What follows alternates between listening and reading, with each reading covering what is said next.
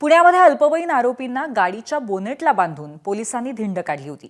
याचा video viral झाल्यानंतर पोलिसांवरती प्रचंड टीकाही झाली। राज्य मानवाधिकार आयोगानं पुणे पोलिसांना नोटीस दिली, तसंच पोलीस निरीक्षक मानसिंग पाटील यांची बदलीही करण्यात आली।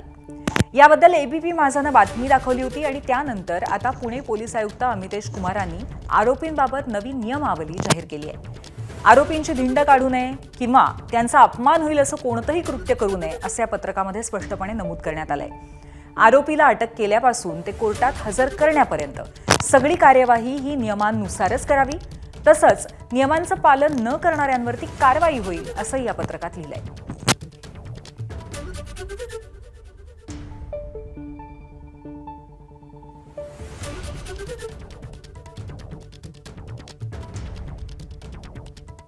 या दरम्यान एकीकडे अल्पवयीन आरोपींची धिंड काढल्याप्रकरणी पोलीस निरीक्षक मानसिंग पाटील यांची बदली झाली, पण दुसरीकडे त्यांच्या समर्थनासाठी पुण्यामध्ये विविध ठिकाणी आंदोलनही करण्यात आली।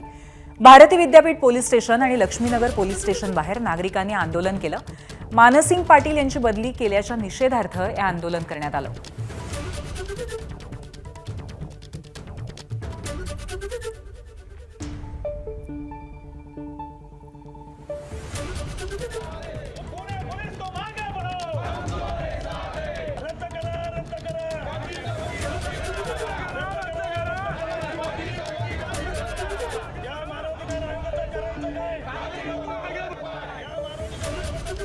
आता आपण बघतोय की हे लोक छोट्या छोट्या माध्यमातून जसं की गाडी फोडून आहे अशा वेगवेगळ्या माध्यमातून दहशत निर्माण करतात।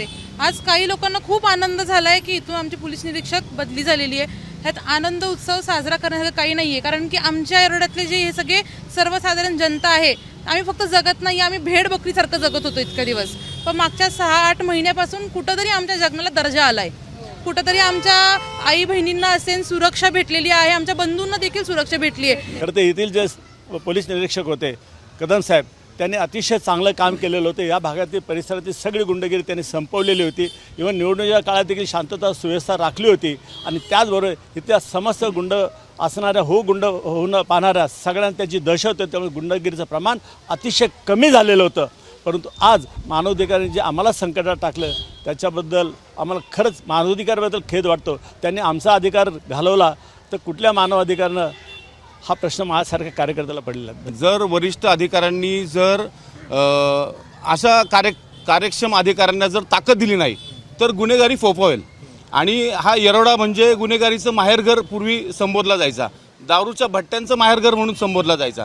आज तुम्ही येरवड्यामध्ये फिरताना तुम्हाला कुठेही तुम्हाला अवैध दारू दिसणार नाही, कुठेही एक कोयता दिसणार नाही, कोयता गँग दिसणार नाही। असा जो कार्यक्षम अधिकारी आहे की ज्यांनी सुतासारखा येरवडा सरळ केला, ज्या ठिकाणी वर्षाला 5-5, 6-6, 7-7 मर्डर व्हायचे, आज 8 महिन्यामध्ये इथे अशी कुठलीही घटना घडलेली नाही आहे। मग अशा अधिकाऱ्यांच्या पाठीशी वरिष्ठांनी उभं राहिलं पाहिजे।